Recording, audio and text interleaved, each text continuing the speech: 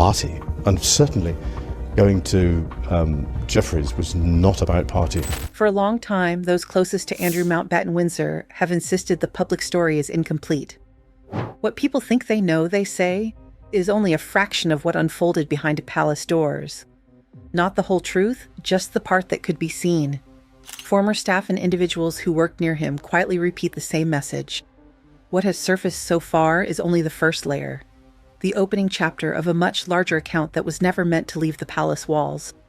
Researchers who have spent years examining his life echo that belief. Again and again, they point out that the public narrative barely scratches the surface. Beneath it are years of moments, decisions, and behaviors discussed in whispers, shared privately among staff, never on record. Now, those whispers are beginning to escape the corridors where they were kept. And as they do, the story of Andrew Mountbatten Windsor is starting to look far more complex and far more unsettling than anyone was originally told.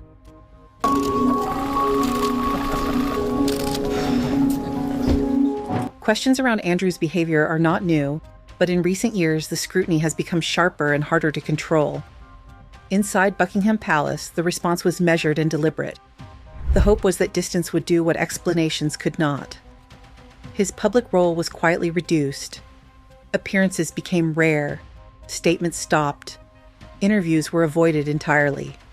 The strategy was simple: remove him from view, and the noise would fade on its own. For a while, the palace held its silence. But silence did not bring calm. Instead, it created space for speculation, for old stories to resurface, and for unanswered questions to grow louder. Even without Andrew in public sight, attention kept circling back to him, and with every attempt to look away, the focus only seemed to return stronger than before. Just days ago, Andrew and Sarah Ferguson were seen together at their granddaughter's christening. It marked their first side-by-side public appearance since losing their remaining royal titles and honors. There was no grand display, no staged smiles, and no moment designed for cameras. Everything was kept deliberately quiet, and yet, one detail stood out. After the ceremony, other members of the family headed to a nearby pub for a small informal celebration. Andrew and Sarah did not join them.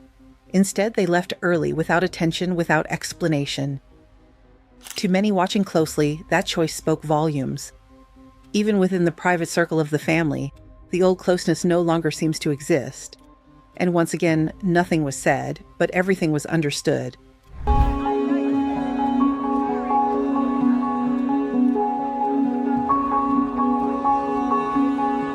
That small detail added more fuel to the fire because it happened at the exact same time that old stories about Andrew's treatment of palace staff started coming up again. These are not stories from strangers or people looking for instant fame. Many came from workers who were there, who worked under him for years, and who remembered the smallest details. The claims talk about anger, shouting, and behavior that made people uncomfortable, including punishment-like routines that staff say they will never forget. Even people who served royalty for decades said some of Andrew's demands were unlike anything they had ever seen. A big part of the renewed attention comes from the book The Rise and Fall of the House of York, written by Andrew Leone. The author spent 4 years collecting stories, speaking to hundreds of people, searching for records, and looking for witnesses.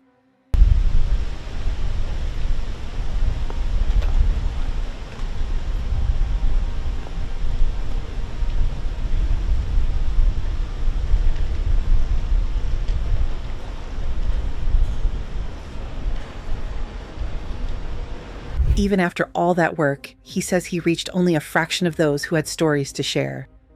Out of 3,000 people he tried to contact, only about 300 spoke to him directly. But even with that amount, the details were enough to shock the public. One of the most repeated claims in the book is about Andrew's strong need to show authority. Staff say he expected people to bow to him every time he entered a room.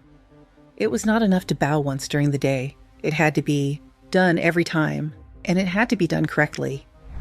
If someone did not bow low enough or forgot at the wrong moment, he would reportedly stop, leave the room, come back, and wait for the bow again. The words he is said to have used were, "Let us try that again," which turned what should have been a greeting into a kind of performance. Workers who served him described this as something that felt less like respect and more like control. They say it was not playful, not lighthearted, and not a joke it was expected. And when it was not done the right way, the atmosphere changed quickly. According to several accounts, Andrew's reaction to mistakes was sharp. Staff said he believed rules should be followed exactly, with no exceptions. When protocols were not carried out the way he wanted, his temper could rise very fast.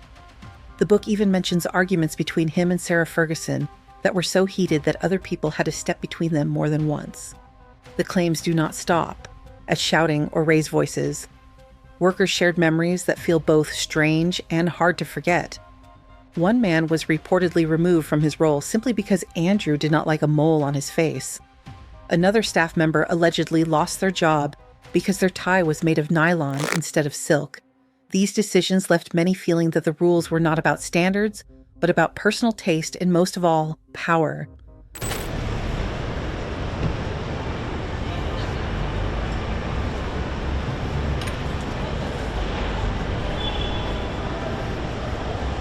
Some of the daily tasks described by former staff sound almost unbelievable. For example, Andrew reportedly asked maids to walk up several flights of stairs every morning to open his bedroom curtains, even though he was perfectly able to open them himself. It was not about need, it was about the act of being served. Another story tells of Andrew calling a television technician late at night because he could not use his remote control. Highly trained police officers, meant for serious security duties, were allegedly asked to collect used golf balls or find company for him. These jobs were far from what they were trained for, but they did them because they felt they had no choice. The palace's reaction to these stories has raised questions of its own. When allegations about Meghan Markle's treatment of staff appeared in the press years ago, Buckingham Palace began a formal investigation almost immediately.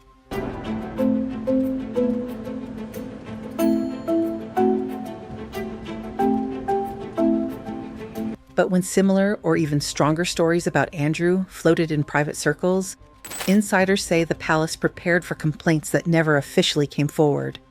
According to the book, there was real fear behind palace walls, that old stories of bullying and profanity would finally break through into the open. But they did not, at least not then. This difference in reactions continues to be noticed and discussed, especially by those who feel the treatment of the two situations was not equal. Today, Andrew's public position is weaker than ever. His royal titles are gone. His duties are gone. The trust once held in him has faded in many areas. Sources close to the royal household say King Charles has reached his limit, and there is little room left for mistakes. With the monarchy already under pressure from many sides, the last thing they want is more headlines linked to Andrew's past. Still, he has not disappeared completely.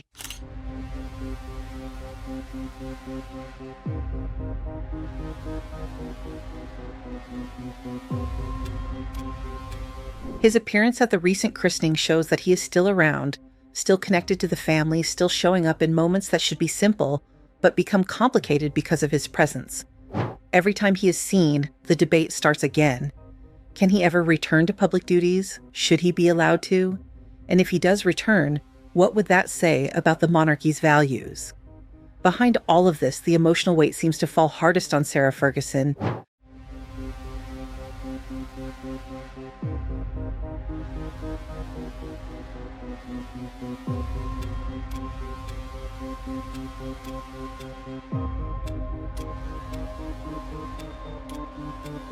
People close to her say she is struggling with the constant attention, the public pressure, and the way her daughters keep being pulled into stories because of their father. Royal expert Phil Dampier has openly shared concerns that she is near a breakdown from everything happening around her. There is a feeling that the past keeps repeating itself, and that every time a new story appears, the same pain returns. Andrew and Sarah are said to believe they are being punished again and again for old mistakes. Their status is gone. Their reputation has been damaged for years, and yet new stories keep dragging them back into the center of attention. But from the palace's view, this is not about punishing anyone. It is about limiting the damage, protecting the institution, and trying to hold the trust of the public at a time when it already feels fragile. With holidays approaching every year and tensions rising, the royal family knows that even a single wrong step can cause long-lasting effects.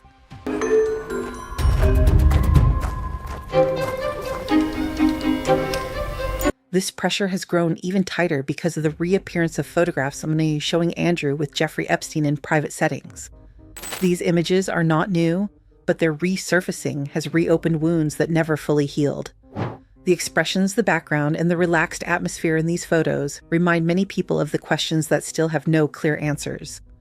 Andrew has always denied any wrongdoing, yet the photos continue to lead to anger, disbelief, and discomfort. For many members of the public, the photos do not stand alone anymore.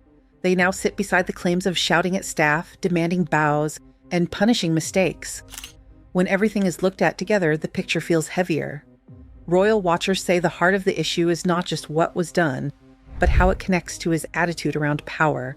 When someone appears comfortable in places linked with serious crimes, and also seems to demand obedience behind closed doors, people start to connect the dots, fairly or not. In the press, the treatment of these images has changed. They once felt like old pieces of history, but today they are discussed as part of a larger story that will not go away. Experts say the public is no longer separating the Andrew seen smiling in private photographs from the Andrew described by former workers. Instead, many now recognize the same figure in every setting. A man accustomed to control, a man who expected obedience, a man who believed rules bent differently for him than for anyone else. That is why the questions facing the royal family now carry more weight than ever before. Does Andrew belong anywhere near royal duties again? Should King Charles draw a final, unmistakable line? And have these stories reached a point where silence is no longer an option? When claims, images, and long-held memories are placed side by side, the issue grows beyond titles or official positions. It becomes a question of behavior, of accountability, and of how those who served say they were treated when no cameras were present. And as long as former staff continue to speak, as long as photographs resurface, and as long as public trust remains unsettled, the story of Andrew Mountbatten Windsor will not simply disappear. No matter how many doors close, how carefully traditions are repeated, or how often someone insists, "Let us try that again."